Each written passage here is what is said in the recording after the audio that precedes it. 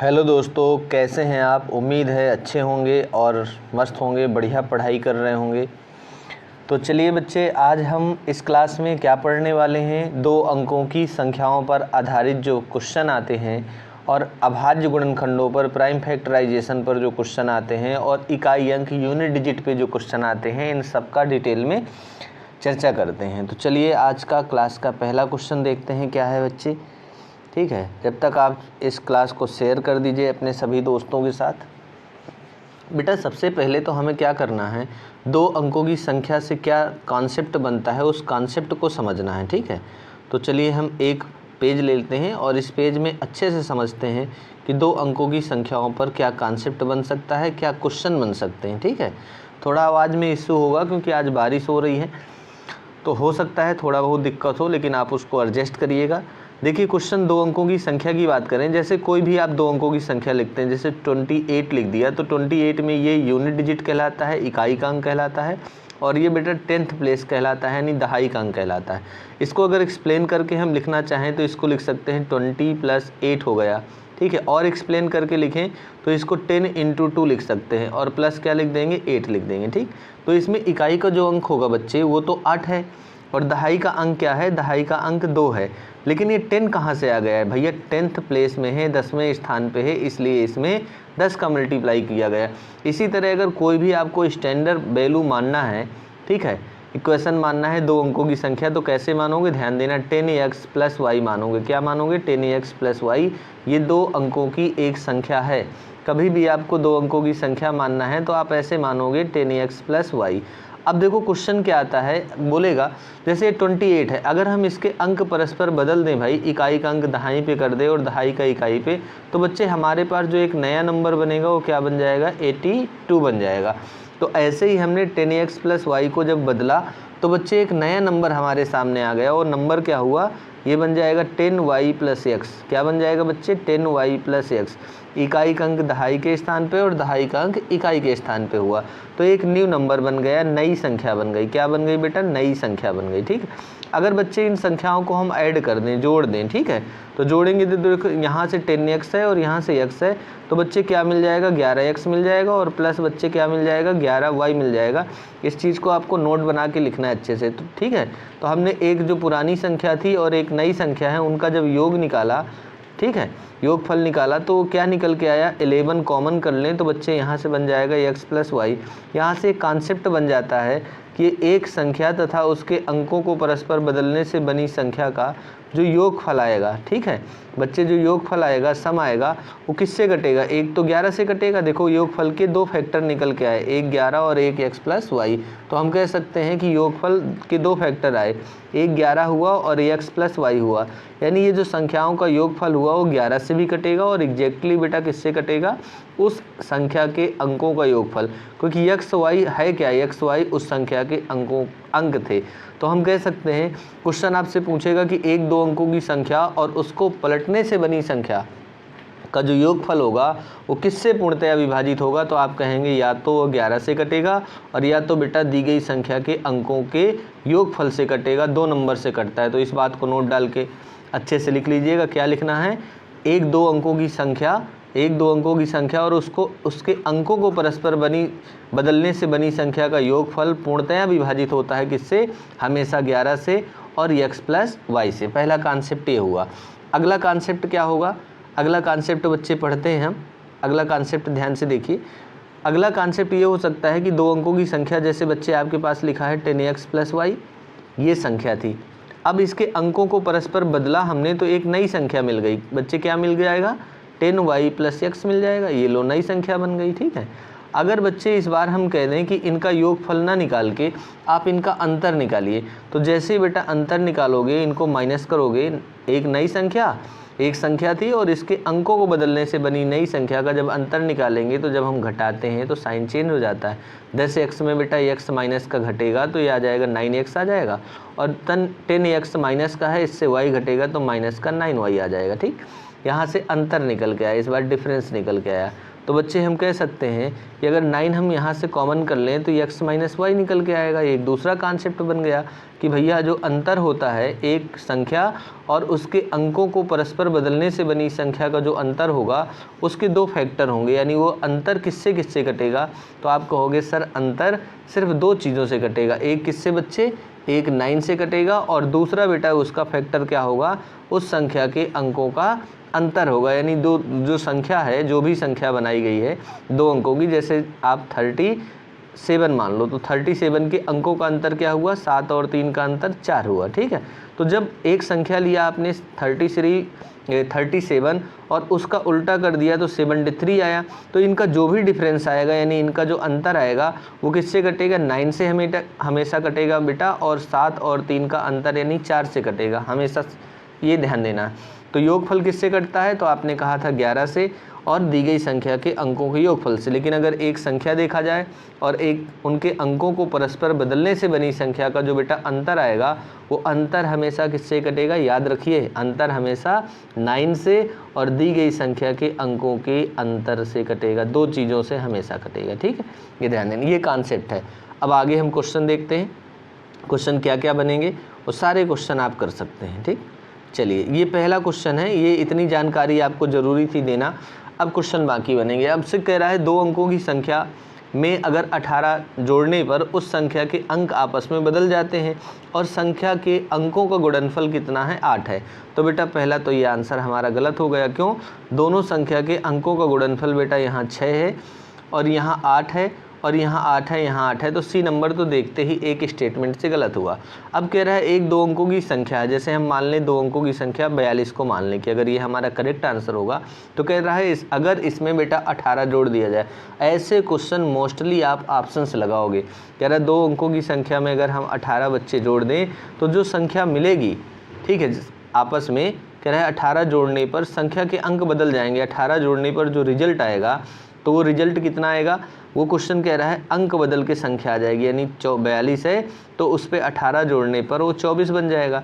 भैया कैसे, अगर 18 जोड़ोगे तो 24 तो नहीं बनने वाला ना, तो ये गलत हो गया। अगर हम 18 को देखें तो अगर ये नंबर ऑप्शन चेक करके देखें तो 18 लिया बेटा, 18 में कह रहा है कि 18 जोड़ोगे तो इसके अंक बदल जाएंगे, यानी 18 की जगह ये बन जाएगा 81। हम सबको पता है 18 में 18 जोड़ोगे तो 36 बनेगा, यानी ये भी हमारा ऑप्शन नहीं होगा, सी तो गलत ही हो गया। 24 को देखा, अगर हमने 24 लिया बच्चे तो 24 में कह रहा है 18 जोड़ने पर इसके अंक बदल जाएंगे, मतलब 24 बन जाएगा 42। तो क्या हम 18 जोड़ के इसको चेक करके देखें, तो हम कहेंगे जैसे ही बच्चे इसमें 18 जोड़ेंगे तो 8 4 12 और 2 1 3 4, इस बात का मतलब करेक्ट आंसर अपना क्या है, 24 है। ऑप्शन से ही ऐसे क्वेश्चन को करते हैं, बिल्कुल ईजी होते हैं, ऑप्शन से मोस्टली क्वेश्चन निकल जाते हैं। चलिए अगला क्वेश्चन देखिए, सब आरपीएफ और एनटीपीसी और इसमें रेलवे में आए हुए हैं। 2 अंकों की एक संख्या के अंकों का योगफल बेटा 10 है। अब देखिए सारे अंकों के योगफल 10 है, तो पहले स्टेटमेंट से हम क्वेश्चन के आंसर को ठीक नहीं कर पा रहे हैं, जबकि कह रहा है जब अंक आपस में बदल दिए जाते हैं तो संख्या 36 कम हो जाती है। बेटा हमसे कह रहा है कि अगर 82 हमारा करेक्ट आंसर है तो इसके अंक बदल देंगे तो कितना हो जाएगा, 28 बन जाएगा। तो कह रहा है अंक बदलने में जो संख्या मिल रही है वो मूल संख्या से बेटा कितनी कम है, 36 कम है। क्या ये नंबर 36 कम है, तो 82 से अगर 28 घटाएंगे तो 36 कम आना चाहिए। तो अगर 12 में हम 2 में 8 घटाएं, 12 में 8 तो 4 मिलेगा, जबकि लास्ट का अंक 6 है, तो ये इस बात का मतलब ये आंसर हमारा नहीं बनेगा। बेटा 73 है। अब कह रहा है जैसे ही इसमें 36 कम इसके अंक बदल दिए जाते हैं तो बेटा इसके अंक बदलने पे तो ये 37 बन जाएगा। और क्या 37 73 से 36 कम है, तो बेटा इनका दोनों का अंतर कह रहा है 36 कम होना चाहिए। कह रहा है ना कि जब संख्या के अंक आपस में बदल जाते हैं तो संख्या 36 कम हो जाती है। तो क्या ये 36 कम है, तो हम इससे 73 से देखते हैं, 6 में 3 गया 3, बिल्कुल कितना कम है बेटा, ये 37 घटाओगे तो कितना, ये निकल के आ जाएगा 37। तो इस बात का मतलब है कि ये संख्या 73 से कितनी कम है, 37 कम है। तो करेक्ट आंसर अपना क्या हुआ, बी नंबर। ठीक है, ऑप्शन से मोस्टली क्वेश्चन आप करोगे तुरंत निकल के आएंगे। ठीक है, अगला क्वेश्चन बच्चे आपसे कह रहा है 2 अंकों की एक संख्या और उसके दोनों अंकों के स्थान आपस में बदलने से प्राप्त संख्या का योगफल कितना है, 132 है। तो आप सबको पता है, अभी हमने पढ़ा है कि दो अंकों की संख्या और उसके अंकों को परस्पर बदलने से बनी संख्या का जो योगफल होता है उसके दो फैक्टर होते हैं, एक वो 11 से कटेगा और दी गई संख्या के अंकों के योगफल से, मतलब उसके दो ही फैक्टर हैं। अगर एक संख्या और उसके अंकों को परस्पर बदलने से बनी संख्या का योगफल बेटा 132 दे रहा है तो वह तो 11 से कटेगा और x प्लस वाई से। अगर हम 11 से इसको काट दें तो किसकी वैल्यू मिलेगी, तो आप कहेंगे ये x प्लस वाई की वैल्यू मिलेगी। यानी जैसे ही हमने इसको 11 से काटा तो बच्चे हमें जो x प्लस वाई का मान आ गया, यानी दी गई संख्या के दोनों अंक इकाई और दहाई के अंकों का योगफल क्या आया, 12 आया। अब बताइए कौन से ऑप्शन में आपके दी गई संख्या के अंकों का योगफल 12 है, तो आप कहेंगे वो तो सिर्फ बी में है, यानी करेक्ट आंसर क्या हुआ बी। आपको कुछ करने की ज़रूरत ही नहीं है भाई। हमने क्या पढ़ा है अभी, इससे पहले पढ़ा है एक संख्या है और उसके अंकों को परस्पर बदल दिया जाए तो उससे जो योगफल मिलेगा वो किससे कटेगा, या तो 11 से या तो x प्लस वाई से। अगर हम बेटा इसके दो ही फैक्टर होते हैं, अगर 11 से इसको काटेंगे तो जो 12 मिलेगा वो और कुछ नहीं होगा, वो क्या होगा, दी गई संख्या के अंकों का योगफल होगा। तो ऐसी संख्या जिसके अंकों का योगफल क्या हो, 12 हो, वही अपना आंसर होगा। तो ना तो 73 है, ना तो 37 है, ना तो बेटा 62 है, कौन सा 84 है। अगला स्टेटमेंट पढ़ने की ज़रूरत ही नहीं है अपने को। चलिए अगला क्वेश्चन, दो अंकों की एक संख्या के अंकों का योगफल 12 है, तो बेटा वही आंसर होगा जिसके अंकों का योगफल 12 होगा। तो यहाँ तो सारी संख्याओं के अंकों का योगफल 12 है। क्वेश्चन कह रहा है यदि अंकों के आपस में स्थान परिवर्तित कर दिए जाएँ तो प्राप्त संख्या मूल संख्या से 18 ज़्यादा है। कितनी ज़्यादा है, 18। यानी कि अगर हम बात करें इसमें, ध्यान से देखिएगा, क्वेश्चन तो ख़त्म हो गया आपका। क्वेश्चन कह रहा है कि दी गई संख्या के अंकों का योगफल 12 है, लेकिन अगर कोई एक संख्या थी, आपके पास संख्या थी और उसके अंकों को परस्पर बदल दिया जाए तो नई संख्या आएगी। तो नई संख्या और पुरानी संख्या का जो अंतर है वो कितना है, 12 है। ये बोला जा रहा है, सॉरी 18 है। क्वेश्चन बोल रहा है आपसे, कह रहा है यदि अंकों के स्थान आपस में परिवर्तित कर दिए जाए तो प्राप्त संख्या जो आएगी मूल संख्या से 18 ज़्यादा आएगी। यानी कि जो नई संख्या है, ये वाली संख्या ये पहले थी 10x प्लस वाई, ठीक है, और जब अंकों के स्थान बदल दिए 10y प्लस x कर दिए तो कह रहा है जो नई संख्या है वो मूल संख्या से 18 ज़्यादा है। यानी इस संख्या और इस संख्या के बीच का अंतर क्या है, 18 है। और आप अच्छे से जानते हैं जो अंतर होता है वो 9 से कटता है। तो बेटा अगर 9 से इसको काटेंगे तो 2 टाइम्स कटेगा। तो 2 क्या है, 2 और कुछ नहीं है, उस संख्या के दोनों अंकों का अंतर है। तो बेटा इस संख्या के दोनों अंकों का अंतर तो 6 है। और यहाँ पे बात कर दिया जाए तो 48 भी नहीं होगा आंसर, क्योंकि 4 और 8 का अंतर क्या है, 2 है। या तो बेटा 75 होगा और या तो क्या 57 होगा। लेकिन क्वेश्चन ध्यान से पढ़िए, अगर 75 है हमारा तो 75 को अगर आपस में बदल दिया जाए, ये संख्या है, ठीक है, और 75 के अंक बदल दिए तो ये 57 बन जाएगा। और क्वेश्चन ने बोला जो नई संख्या है वो नई संख्या मूल संख्या से ज़्यादा है। यहाँ तो बेटा नई संख्या कम आ रही है, इस बात का मतलब 75 भी आंसर नहीं है। तो कौन सा है, 57 हमारा आंसर है। नई हमारी संख्या 57 थी, अंक बदले तो 75 हुआ, और 75 यानी नई संख्या पुरानी संख्या से कितनी ज़्यादा है, 18 ज़्यादा है। देखो इनका अंतर 18 है। तो करेक्ट आंसर अपना क्या हो जाएगा बच्चे, ये आ जाएगा 57। ठीक, चलिए अगले क्वेश्चन की तरफ चलते हैं। अगला क्वेश्चन ये रहा आपका, दो अंकों की संख्या के अंकों का योगफल बेटा 9 है, साथ ही इस संख्या का 9 गुना अंकों के पलटने से, क्रम उलटने से प्राप्त संख्या का 2 गुना है। तो सबसे पहले तो हमें ये देखना है कि दोनों अंकों का योगफल 9 होना चाहिए। क्या बेटा इसमें दोनों अंकों का योगफल 9 है, यहाँ 10 है, यहाँ 10 है, और यहाँ बच्चे 3 है, और यहाँ सिर्फ 9 बन रहा है, 8 1 9। तो क्वेश्चन तो ख़त्म है अपना, लगाने की ज़रूरत नहीं है। मोस्टली क्वेश्चन ऑप्शन से लगते हैं, ठीक है। और अगर आप इस तरह करना चाहें तो क्वेश्चन कहता है साथ ही इस संख्या का 9 गुना। अगर हम 18 की बात करें तो बेटा 18 का देखो 9 गुना कितना हुआ, 162 हुआ। और कह रहा है जो संख्या का 9 गुना है उस अंकों को उल्टे क्रम में प्राप्त करने से संख्या, यानी 18 को उल्टा करेंगे 81 आएगा, उस संख्या के 2 गुने के बराबर है। तो अगर 81 का 2 गुना करें तो संख्या के 9 गुने के बराबर आ जाए तो बिल्कुल सही है। इस बात का मतलब करेक्ट आंसर बेटा 18 है, ठीक है। चलिए अगला क्वेश्चन आपसे बोला जा रहा है कि एक दो अंकों की संख्या के अंकों का योगफल 11 है, ठीक, और यदि हम उसके अंकों को परस्पर बदल दें तो बनी संख्या मूल संख्या से 45 कम है। देखो एक संख्या थी अपने पास, ठीक है। और अंक बदल दिए तो नई संख्या बन गई, और नई संख्या और मूल संख्या जो 45 कम है, जब कम या ज़्यादा बोले तो बेटा वो अंतर बोल रहा है आपसे, ठीक है। तो एक नई संख्या थी, एक संख्या थी और उसको अंक बदलने से बनी संख्या का जो अंतर आया वो 45 है। और बेटा आपको पता है अंतर हमेशा 9 से कटता है, तो 9 से बेटा इसको काटेंगे 5 बार आएगा, और 9 से काटने के बाद क्या बनता है, दी गई संख्या के अंकों का अंतर। तो हम कहेंगे ये जो 5 आया, 5 बेटा और कुछ नहीं है, उस संख्या के अंकों का अंतर है। तो बेटा 9 और 2 का अंतर क्या हुआ, 7 हुआ, 6 और 5 का अंतर 1 हुआ, और 6 और 5 का अंतर 1 हुआ, 8 और 3 का अंतर 5। इस बात का मतलब करेक्ट आंसर हमारा इतना है। इस बात को समझिए कि जो हमारे पास नई संख्या है, ठीक है, मूल संख्या से 45 कम है, यानी नई संख्या और मूल संख्या में जो अंतर है वो 45 है। और आपने इस बात को पढ़ा है कि अंतर बेटा 9 से कटता है या तो दी गई संख्या के अंकों के अंतर से। अगर हमने 9 से 45 को काटा है तो जो 5 आया है और कुछ नहीं है, दी गई संख्या के अंकों का अंतर है। तो ऐसी संख्या हमारा आंसर होगा। मूल संख्या वही होगी जिसके अंकों का अंतर क्या हो, 5 हो, तो अंकों का अंतर 5 सिर्फ बेटा डी नंबर में है, ठीक है। ऐसे लगाए जाते हैं। अगला क्वेश्चन की बात करें तो 2 अंकों की संख्या के अंकों का योगफल 9 है, और जब संख्या में 27 जोड़ा जाता है तो अंकों के स्थान आपस में बदल जाते हैं, ठीक है। जब संख्या में 27 जोड़ दोगे तो अंकों के स्थान आपस में बदल जाएंगे। तो हमसे पूछा जा रहा है कि भाई संख्या बताइए। तो पहली बात तो आप ये देखो कि संख्या के अंकों का योगफल 9 कहाँ कहाँ है, तो हम कहेंगे सब जगह है, इससे ऑप्शन नहीं बन पा रहा, ठीक। अब ध्यान से देखिए, कह रहा है जैसे ही संख्या में आप 9 जोड़ दोगे तो अंक बदल जाएंगे, 27 जोड़ दोगे तो संख्या के अंक बदल जाएंगे। जैसे मान लीजिए आपके पास 45 है, ठीक है, 45 में अगर आप 27 जोड़ दो तो संख्या ये बननी चाहिए कितना, 45 का उल्टा 54।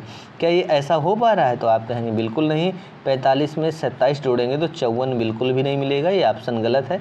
अगर हम 36 लेके देखें तो 36 में अगर हम बेटा कितना जोड़ दें, 27 जोड़ दें, तो ये क्वेश्चन कह रहा है कि 36 का उल्टा 63 बनना चाहिए। तो 7 6 13, 3 2 5 1 6, ये बिल्कुल करेक्ट है। इस बात का मतलब करेक्ट आंसर अपना बी नंबर है। आगे जाने की ज़रूरत आपको है नहीं, ठीक। चलिए अभाज्य गुणनखंडों को समझते हैं कि अभाज्य गुणनखंड हैं क्या। बेटा कोई भी संख्या है, जैसे आपके पास लिखिए, अभाज्य संख्या का मतलब आप जानते हैं कि ऐसी संख्याएं जिनके 2 गुणनखंड हो उसे हम क्या बोलते हैं, अभाज्य गुणनखंड बोलते हैं। जैसे हम लिख देते हैं 2 के एक अभाज्य संख्या है, इसके कितने गुणनखंड होंगे, तो बेटा आप कहेंगे इसके 1 होंगे और 2 होंगे। ऐसी संख्याएं, ठीक है, ऐसी संख्याएं जिनके ओनली 2 फैक्टर हों, कितने फैक्टर, 2 फैक्टर, उन्हें हम अभाज्य संख्या बोलते हैं। ओनली कितने फैक्टर हों, 2 फैक्टर हों, उन्हें हम क्या बोलते हैं, अभाज्य संख्या बोलते हैं, ठीक है। या ऐसी संख्याएं जो स्वयं से कट जाएं और 1 से कटें, उन्हें अभाज्य संख्या। तो आपको किसी भी संख्या में अभाज्य गुणनखंड ढूंढना है। अगर बच्चे हमने कह दिया कि आपके पास ये लिखा है 12 में अभाज्य गुणनखंड कितने होंगे, तो बेटा 12 को ऐसे प्राइम फैक्टराइजेशन पे लिखना है। तो कैसे लिखा जाता है, देखो सिंपल सा मेथड है। अगर आपको स्टार्टिंग में नहीं फैक्टर करना आता, आप अभाज्य संख्याओं से ही काटो।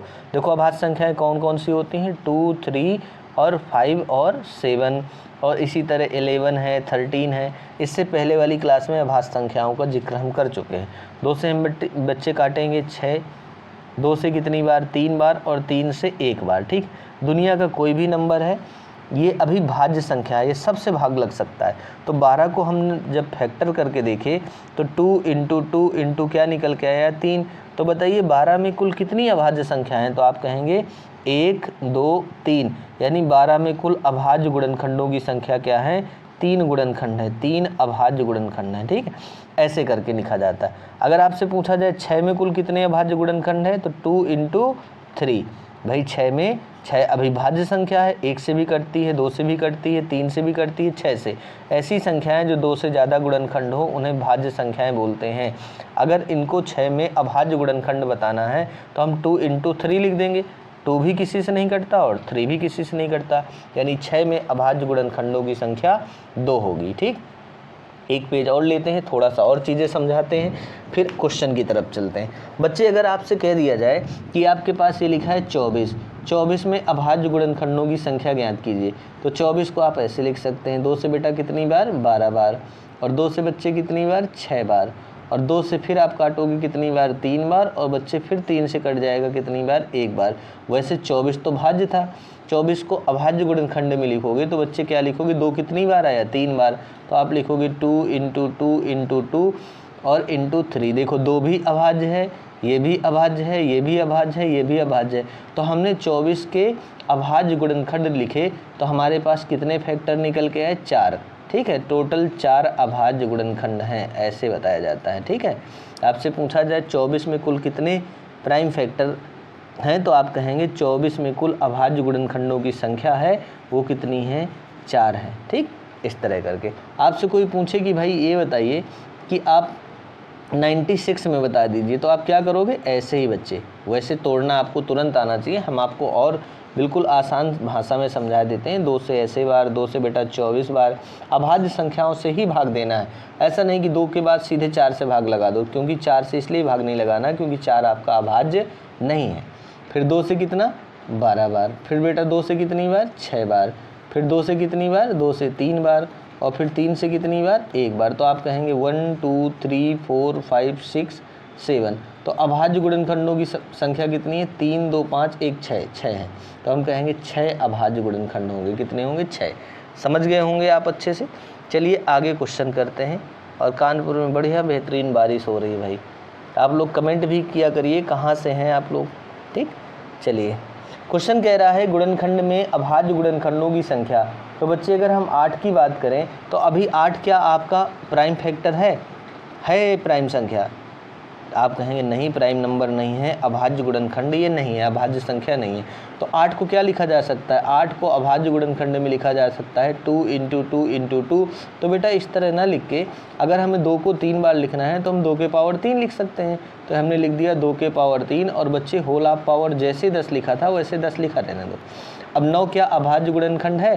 तो आप कहेंगे नहीं, तो अभाज्य संख्याओं में इसको लिखोगे 3 × 3। तो हम 3 × 3 ना लिख के बेटा 3 के पावर 2 लिख सकते हैं। होल ऑफ पावर क्या लग गया? 7 लग गया। इसी तरह 7 को अब तोड़ नहीं सकते क्योंकि 7 ऑलरेडी अभाज्य संख्या है। ठीक, ऐसे करके फिर बेटा 10 का 2 के पावर 3 में अगर होल ऑफ पावर 10 लगा है तो क्या हो जाएगा? 10 का 3 में गुणा होके आ जाएगा 2 के पावर 30 आ जाएगा। ठीक है, ऐसे ही 3 का पावर 2 है, 7 का 2 में गुणा हो जाएगा 14 हो जाएगा। और ऐसे ही 7 हो जाएगा 7 के पावर 8। आप ये बेस वाला नंबर देखिए, क्या ये अभाज्य है? तो आप कहेंगे बिल्कुल ये अभाज्य संख्या। और अभाज्य संख्या इसमें कितनी है? आप कहेंगे 30 यहाँ पे है। और बच्चे यहाँ पे अभाज्य संख्या कितनी है? 14 है। 14 यहाँ लिख दिया। और 7 भी अभाज्य संख्या है। और 7 कितनी बार आया है? 8 बार। तो टोटल कुल कितनी अभाज्य संख्या है? 8 4 12, 3 1 4 1 5। तो हम कहेंगे कुल 52 अभाज्य संख्याएँ हैं। जो अब आपके पास ऐसा एक्सप्रेशन लिखा है, इसमें कुल कितनी अभाज्य संख्या निकल के आ गई? 52 अभाज्य संख्या निकल के आई। ठीक, चलिए बच्चे इस क्वेश्चन को करते हैं। इसमें कह रहा है अभाज्य गुणनखंडों का योगफल बताइए। क्या बताना है? देखो अभाज्य गुणनखंडों की संख्या नहीं बतानी बच्चे, क्या बताना है? अभाज्य गुणनखंडों का योगफल बताइए। तो सबसे पहले तो अब आप अभाज्य गुणनखंड निकालिए।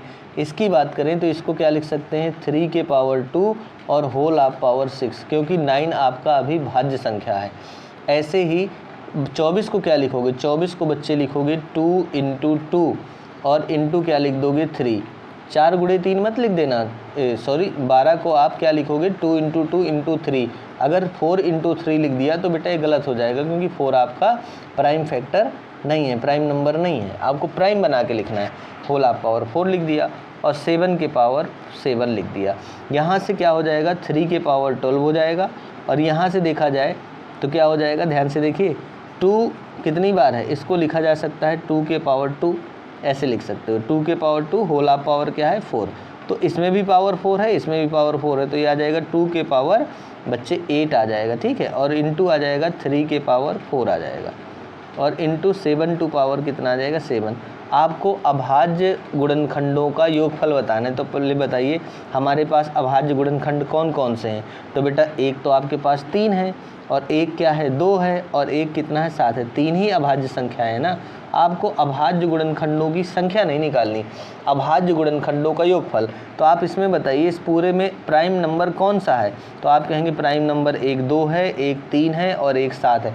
इस पूरे में 3 ही तो प्राइम नंबर हैं। ठीक है, उनकी संख्या नहीं पूछा गया, तो इनका योगफल। तो बेटा जितने भी प्राइम नंबर हैं उन सब का योगफल। तो आप कहेंगे 7 3 10 2 12। 12 इस क्वेश्चन का करेक्ट आंसर है, ये ध्यान देना।